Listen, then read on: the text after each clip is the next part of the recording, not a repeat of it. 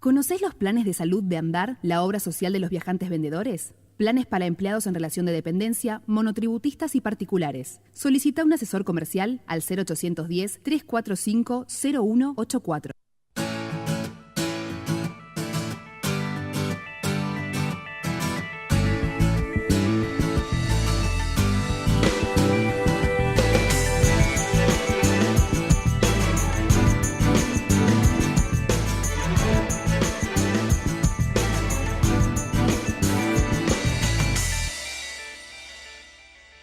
¿Cómo les va? Bienvenidos. Como cada semana hacemos Trabajo Argentino, este espacio en el que nos reunimos los mediodías de los viernes acá por Metro para pensar cómo están las trabajadoras y los trabajadores en nuestro país. Y hoy vamos a hablar de la Biblioteca Nacional y por lo tanto de un sector de los empleados públicos en la República Argentina. Ya la vemos, para los que tal vez no son de la ciudad de Buenos Aires o no la conocen, ese edificio maravilloso, ese lugar importantísimo además para la cultura, la Biblioteca Nacional Mariano Moreno, que fue dirigida entre otros por Jorge Luis Borges y representa un hecho cultural, social y político importante de la vida de la cultura argentina. Bueno, de eso nos vamos a ocupar y queremos saber cómo están sus trabajadores. Saben que su historia comenzó el 13 de septiembre de 1810, meses después de la Revolución de Mayo.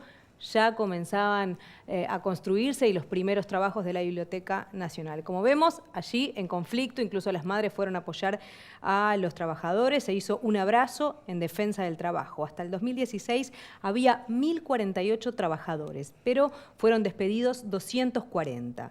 Luego reincorporaron 140 trabajadores y hoy otra vez el miedo a los despidos se hace presente. Vamos a recibir a nuestro invitado de hoy, Diego Martínez. Él es delegado general de ATE en la Biblioteca Nacional y también miembro del Consejo Directivo de ATE Capital. Diego, gracias por venir. Gracias a ustedes. ¿Qué tal, Agustina? ¿Cómo estás? ¿Hace cuánto que trabajas en la biblioteca? Y unos 20 años ya aproximadamente. Una vida sí, entera. Sí, un montón. Sí, entré de jovencito ahí. Sí.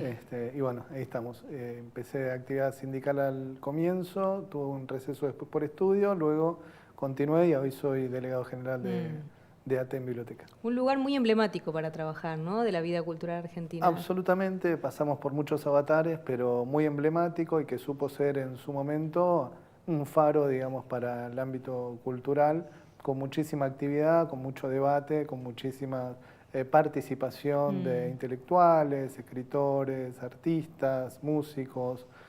Muy interesante. Casi como una gema, ¿no? De un lugar al que de algún modo a todos nos fascina, por un lado o por el otro, porque nos gustan los libros, la literatura, o por el edificio, o por lo que representa en la historia.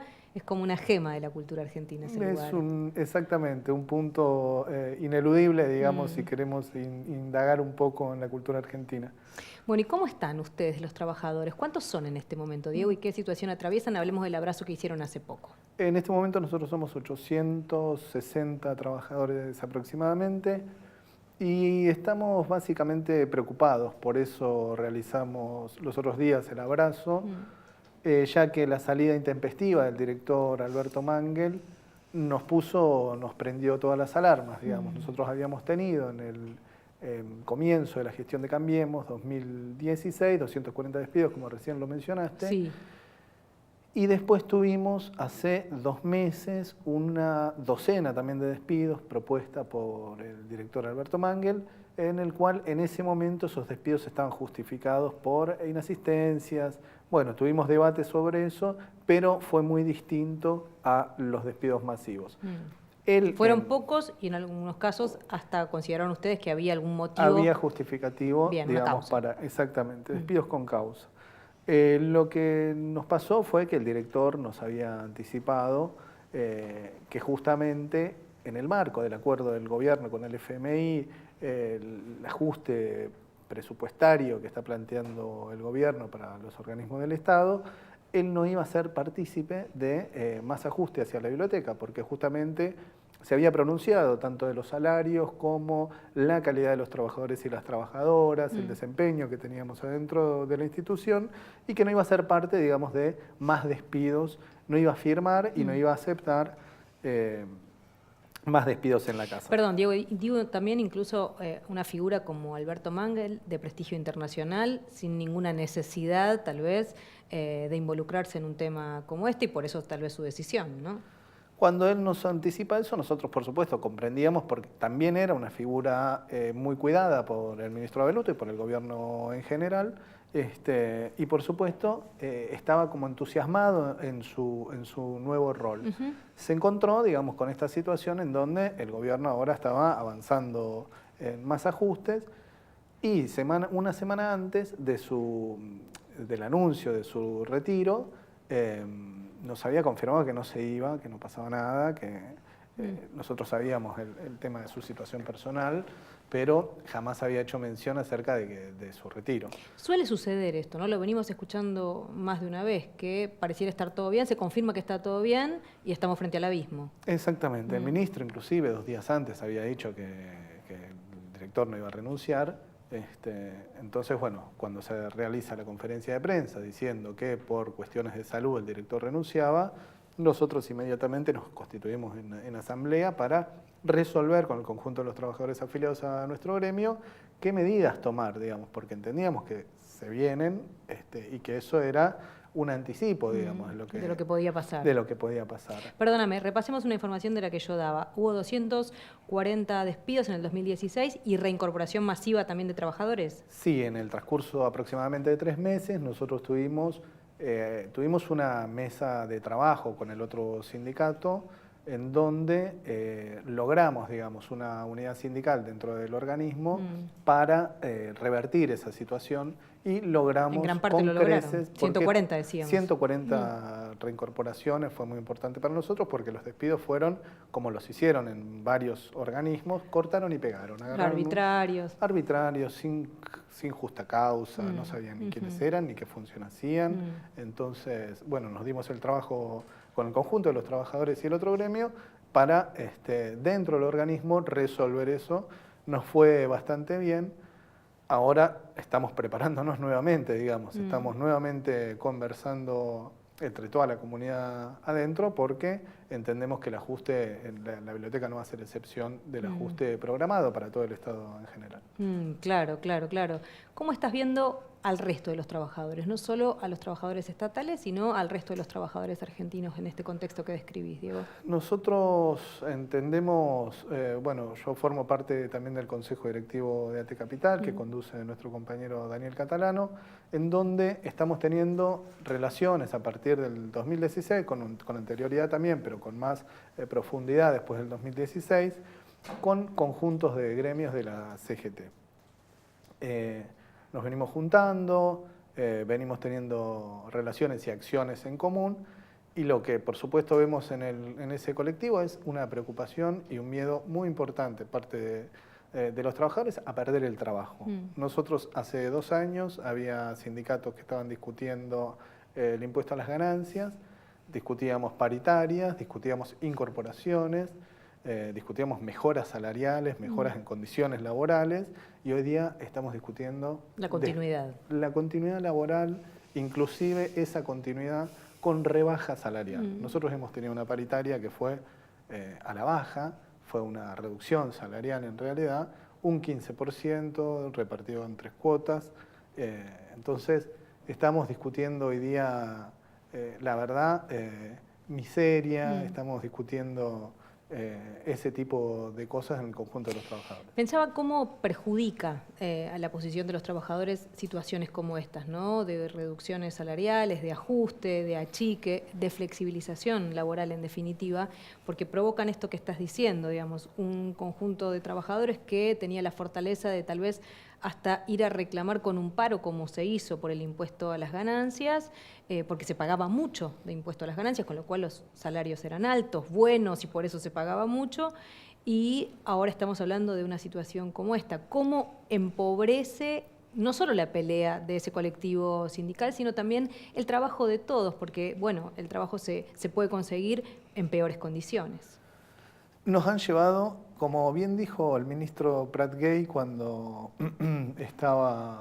tenía responsabilidades en el gobierno, cada gremio verá dónde le ajusta sus zapatos. Claro. Efectivamente, el gobierno vino por los derechos de los trabajadores, vino a bajar el piso que nosotros teníamos de condiciones sociales, laborales, salariales, y nos pusieron a la defensiva justamente. Nos pusieron a discutir este tipo de cosas, puestos de trabajo, salarios a la baja. Entendemos nosotros que, yo decía no hace un rato, es cierto, es que los trabajadores tienen preocupación y miedo por la pérdida de trabajo, pero también tenemos una parte, digamos, que entendemos que es positiva, que es esta unión o esta coordinación entre varios gremios, en donde empezamos a dar respuestas, después de 2 años vista, digamos, del gobierno, que avanzó sobre los derechos nuestros, que tenemos todavía condiciones, capacidad de reflejo y decisión política, digamos, para enfrentar al gobierno. Se dieron confluencias en los gremios muy importantes en la calle. El 21 de febrero fue una de las muestras, donde los trabajadores empezamos a organizarnos con más contundencia y con mayor marco de unidad para defendernos de este gobierno que nosotros caracterizamos como gobierno de ricos para los ricos. Una definición del presidente de la Nación, Mauricio Macri, una que hizo en Twitter, lo sacamos de allí, de su red social, dijo: queremos vivir en un país donde le va bien al que trabaja. ¿Cómo lo ves? Es un deseo que podríamos compartir perfectamente todos. Queremos vivir en un país donde le va bien al que trabaja, y sí. Absolutamente. Todos querríamos trabajar bien y trabajar bien. Y que el trabajo implique, por supuesto, una mejora para su núcleo familiar y para el conjunto de los trabajadores y trabajadoras. El problema que tenemos es que este gobierno vino a reducir el trabajo, vino a generar empobrecimiento y peores condiciones de trabajo. Con lo cual, digamos, como bien decía un pensador, se genera un ejército de desocupados que presiona sobre los trabajadores asalariados. Eso digo, que es lo que empobrece el trabajo de todos. Y es que justamente ahí nos somete a discutir hacia la baja tanto las condiciones como los salarios, las jornadas laborales, porque justamente hay un ejército de desocupados que puede acceder a otras condiciones menores, digamos. Diego, pensaba en esto, ¿no? Hubo 240 despidos en una primera etapa, que como vos decías, se hicieron de algún modo, digamos, como desprolijos, sin mirar a quién, y luego una reincorporación de 140. Me imagino que esto para las autoridades inclusive es un desgaste enorme, echar 240 personas, el conflicto que se genera, la biblioteca se para, y luego hay que retroceder, digo, es un desgaste enorme. ¿Por qué te parece que se hace una modalidad como esa, que no es la primera vez que la vemos? Cuando fue una de las primeras medidas que se tomaron, por ejemplo, con la reducción de las pensiones por discapacidad, también pasó lo mismo, se avanza y luego hay que recoger el guante o retroceder en esa decisión. ¿Por qué te parece, vos que lo ves de adentro, que se hizo una cosa como esa? Entiendo que ahí hubo una caracterización de parte del gobierno en donde primero lo que hizo fue deslegitimar el trabajo estatal, digamos. Para los señores que gobiernan, los funcionarios de Cambiemos, entienden el Estado con una concepción de reducirlo a su mínima expresión. Retirar el Estado hacia los intereses de los trabajadores y el pueblo, digamos. Hubo una estigmatización muy importante de parte del gobierno, ni bien asumió, sobre el conjunto de los trabajadores.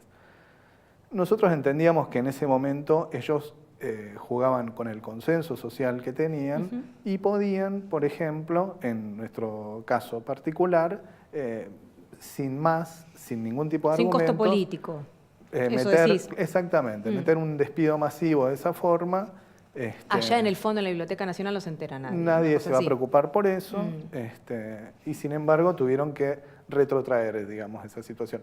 Pero entendemos que fue por eso, digamos, porque había un consenso social en donde el gobierno entendía que podía hacer ese tipo de despidos masivos, como lo hizo en varios lugares, en donde se pudo pelear y los trabajadores estaban más organizados y fuertes, se pudo revertir. Tal es el caso nuestro, donde con otro sindicato pudimos justamente reincorporar a esa gente.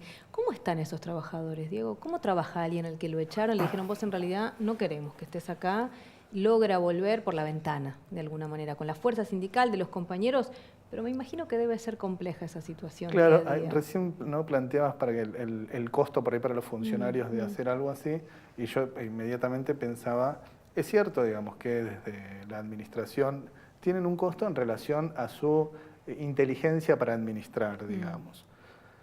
Ahora, ¿hacia qué se administra y por qué? Ahora, nosotros entendemos que en el conjunto de los trabajadores, ahí está el daño más grande, digamos, porque todo ese conjunto de trabajadores que se tuvo que reincorporar nuevamente tenían sus funciones, sus profesiones, sus artes, en donde desarrollaban política pública adentro de la institución. Y por supuesto que fue absolutamente complejo esa situación porque le cambia la vida a cualquier trabajador perder el trabajo. Por supuesto.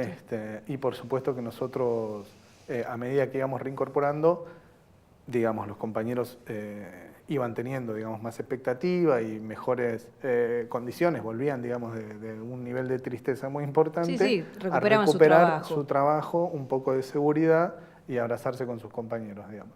Pero es una situación absolutamente traumática. Por supuesto. Nosotros cuando tuvimos, por ejemplo, ahora esta docena de nuevos despidos, e inclusive ahora esta amenaza latente, digamos, de un ajuste nuevamente, todos aquellos compañeros que fueron despedidos vuelven a tener una sensación que nos transmiten cotidianamente sobre el miedo a perder el trabajo. Ya fui despedido o despedida una vez, pasar otra vez por esa situación les genera una estabilidad enorme. Un problema, una inestabilidad enorme. Un problema muy importante. Sí. Mira lo que decía Héctor Recalde, abogado laboralista, también diputado de la Nación. El camino debe ser la ampliación de derechos, siempre, no la flexibilización laboral del Fondo Monetario Internacional y del presidente, ¿no?, de este gobierno. La palabra de este legislador y abogado laboralista. ¿Qué pensás vos? Primero, un reconocimiento al compañero Recalde, un gran diputado, un gran defensor de los derechos de los trabajadores, un compañero nuestro que también nos ha dado una mano en un principio cuando nosotros estábamos allá por 2014, 2015, disputando a nuestro gremio. Héctor nos dio una mano en tema de impugnaciones y elecciones sindicales. Que siempre son cuestiones complejas. Exactamente. Para los gremios. Me parece que por supuesto es la clave, la ampliación de derechos. Me parece que nosotros ahora estamos frente a una restricción de derechos. Anoche vimos algo que tiene que ver con eso. Hablamos de lo que ocurrió en el Senado de la Nación, hablamos ¿no? de lo el que rechazo a la despenalización o la legalización, mejor dicho, del aborto. Ni siquiera la despenalización finalmente ni siquiera eso. Me parece que es una restricción de derechos en el campo del mundo laboral. Nosotros también estamos teniendo restricciones, por ejemplo, en el ámbito de los convenios colectivos de trabajo y en las paritarias, donde nosotros decimos que no hay paritarias libres, porque el gobierno permanentemente lo que hizo fue ponerle un techo a las paritarias. Está el caso de los docentes, digamos, en este momento, en donde el gobierno insiste con ponerle techo a las paritarias y lo único que quiere discutir solamente es el salario. En un ámbito paritario se discuten las condiciones, la jornada. El temario es muy amplio, no solamente el número del porcentaje que se aumenta. Y el gobierno se encarga justamente de invalidar, digamos, todo eso. Bueno, compartamos otra declaración, en este caso de Héctor Daer, secretario general de la CGT. Ni el sector empresario ni el gobierno comprenden la realidad de los trabajadores. Rechazaron el planteo de la CGT de llevar el salario a la canasta básica. Está hablando de lo que ocurrió con el salario mínimo vital y móvil. ¿Qué pensás vos de esto que ocurrió, que finalmente se resolvió y la mirada que tienen los compañeros de la CGT al respecto?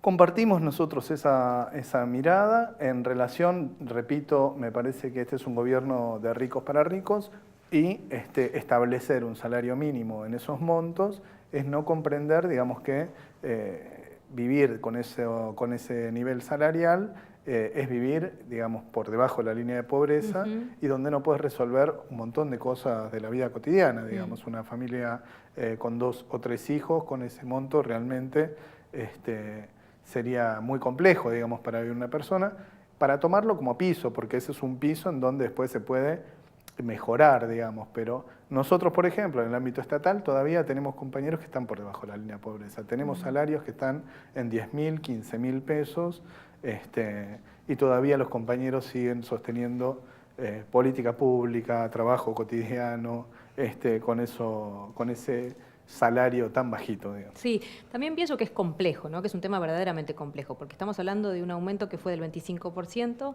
en el salario mínimo vital y móvil, o el salario básico, de 10.000 a 12.000 pesos más o menos, Sí. ¿no? Se aumentó, digo, un aumento del 25%. Sí. Bueno, digo, para sobrepasar la línea de pobreza el aumento debió haber sido exorbitante. También eso hubiera traído un problema para muchos, para quienes ese salario es una referencia, los que tienen pocos empleados. Digo, es compleja la situación, no es tan fácil como revolear un número y decir, bueno, sí, que sea 18, que estaría buenísimo, pero ¿y qué hacemos después con eso? ¿Quién lo paga? ¿Cómo se resuelve? No solamente el Estado es empleador, ¿no? Digo, también pienso en una pyme. Exactamente, sí, digamos, ¿no? O sea, por supuesto, desde los trabajadores nosotros siempre Sí. vamos a aspirar a que ese salario mínimo siempre sea Y es lo más alto lógico, posible. pero también tiene que ser... Tiene que tener un contexto. Claro. Ese contexto claro, hoy día necesariamente. no lo tenemos porque me parece que el gobierno está trabajando justamente para bajar salarios. Y me parece que el problema no es el número, sino el contexto. Exactamente, que digamos, nosotros hay que aspirar a que esos números crezcan, por supuesto, pero básicamente tenemos que salir a cambiar el contexto. El conjunto de los trabajadores tenemos que salir masivamente, digamos, a cambiar este contexto, porque con esta política económica realmente lo que nos espera es más desocupación y más rebaja salarial. Bueno, te propongo que compartamos otro disparador para esta entrevista, para esta charla con Diego Martínez, y es un poco el rol que cumple el Estado argentino en esta discusión de lo que viene pasando y cuál es el Estado que se necesita en la Argentina. En 1989 pasamos de contar con más de 416.000 empleados públicos a casi 378.000, por supuesto, ¿no? Y en el 91, poco más de 279.000 en el año 95. En el 2014 el sector público representaba el 15% de los trabajadores. ¿Qué pasa en el mundo? Suecia, Noruega y Dinamarca, el promedio es igual o superior al 30% de los trabajadores trabajan para los estados. Hablamos, por supuesto, de los estados nórdicos, ¿no? Que tienen, como sabemos, unas representaciones estatales muy poderosas. En Finlandia, por ejemplo, es del 28% y los países que forman la Organización para la Cooperación y el Desarrollo Económico rondan el 21%. América Latina y Asia muestran indicadores más bajos y se calcula solo alrededor del 10% el trabajo estatal. ¿Son verdaderamente muchos? ¿Son los que hacen falta los trabajadores estatales? ¿Cómo lo ven ustedes desde ATE, Diego? Nosotros entendemos que el Estado tiene que estar para servir al conjunto de la sociedad, para servir al pueblo entero, y que cuando un Estado más grande, más vigoroso, más contención social, más amplitud de derechos tenemos. Nosotros tuvimos una experiencia que la verdad que fue muy rica, que tuvo que ver con el 2003 hacia el 2015, en donde tuvimos un Estado que se expandió, que realmente creció en política pública y el Estado pudo acercar política, recursos hacia los sectores más vulnerables. Nosotros nos paramos de ese lugar, somos, como dice nuestro compañero catalano, somos estatistas, entendemos que el Estado tiene que estar justamente al servicio del pueblo. En el caso, por ejemplo, de la Biblioteca Nacional, nosotros teníamos políticas hacia el conjunto de la sociedad desplegadas por todos lados, digamos, tanto a nivel nacional como en la institución misma, pero por eso yo remarcaba presentación de libros, conciertos, políticas públicas hacia afuera. Sí, culturales, no solo ir a consultar lo que está en la hemeroteca o en la biblioteca. Pero porque exactamente, digamos, ¿no? La cultura también tiene que llegar y el Estado también es responsable de proveer, digamos, de esos recursos hacia los sectores que pueden acceder, digamos, a cuestiones culturales que insumen dinero y hay que ir por los sectores que no pueden acceder. El Estado se tiene que hacer cargo de eso y expandirse justamente para acercar hacia los sectores más vulnerables. ¿Y cómo convive una mirada como esta, como vos decís, estatista, o de la relevancia, la importancia que tiene el Estado como dador cultural en este caso y también como dador de trabajo, con los planteos y bueno, no, pero no alcanza el dinero, el Estado no puede ser tan grande, no se puede tener esta cantidad de empleados y podríamos meter en esta discusión 860 empleados para la Biblioteca Nacional? Seguramente alguien piensa que es mucha gente y que no se sabe para qué está. que son cuestiones que verdaderamente se dicen y que me parece que está bueno poner en el tapete y poder preguntarles a ustedes que defienden los derechos de esos trabajadores, que lo puedan explicar, que puedan dar su mirada al respecto. No lo pregunto tratando de estigmatizar, lo pregunto para que ustedes también puedan decirlo, porque sabemos que esas cosas se discuten, ¿no? Exactamente. Ahí colisionamos, digamos, ¿no? Chocamos desde la concepción que tenemos justamente del Estado y después nosotros en la cuestión práctica tenemos que estar demostrando por qué sí hay que sostener determinadas políticas, por qué sí hay que seguir imprimiendo material en la Biblioteca Nacional, por qué sí tiene que haber un programa cultural que coordine a las bibliotecas populares, que lleve material hacia el interior del país, que pueda realizar un mapa dentro del territorio nacional, en donde la Biblioteca Nacional sea un eje ordenador, proveedor, digamos, de recursos hacia esas bibliotecas que están, digamos, más desguarecidas. Y después también, digamos, nosotros ahí, en esta colisión, esta gente viene a decir, no necesitamos política pública y tampoco necesitamos los trabajadores, porque es reducir justamente el Estado a su mínima expresión. A nosotros nos habían hecho un planteo que tenía que ver con achicar la biblioteca y que la biblioteca solamente se tenía que dedicar a prestar libros, nada más. Así que por supuesto que estamos colisionando y tenemos una discusión política muy fuerte con esa concepción. Claro, claro.